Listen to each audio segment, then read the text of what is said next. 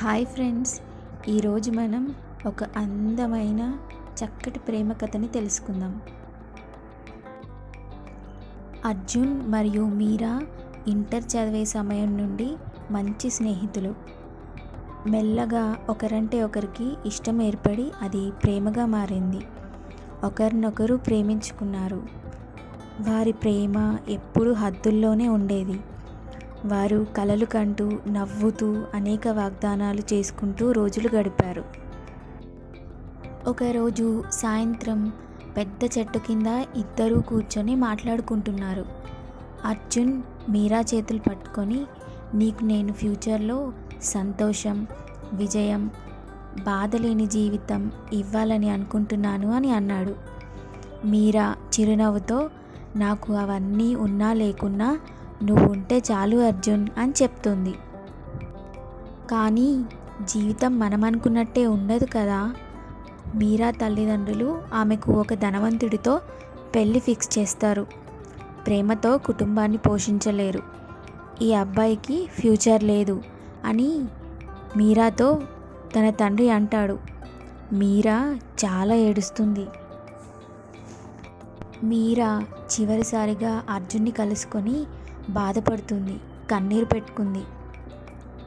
నువ్వు నా కోసం నీ జీవితాన్ని నాశనం చేసుకోవద్దు అని మీరా అర్జున్ దగ్గర ప్రామిస్ తీసుకుంటుంది. అర్జున్ ఆమె కన్నీళ్లు తుడిచాడు.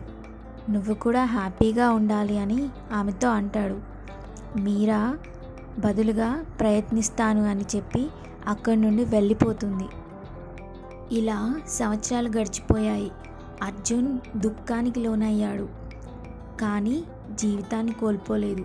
తన బాధను దిగమింగి సంగీతాన్ని నేర్చుకున్నాడు. అతని పాటల్లో ప్రేమ, వేదన, మీరాకి చేసిన ప్రామిస్ ప్రతిధ్వనించాయి. పెద్ద స్టార్ అయిపోయాడు. అతనికి డబ్బు, పేరు, ప్రతిష్ట వచ్చాయి. కానీ ప్రతి రాత్రి ఒంటరిగా కూర్చొని మీరా గురించి ఆలోచించేవాడు.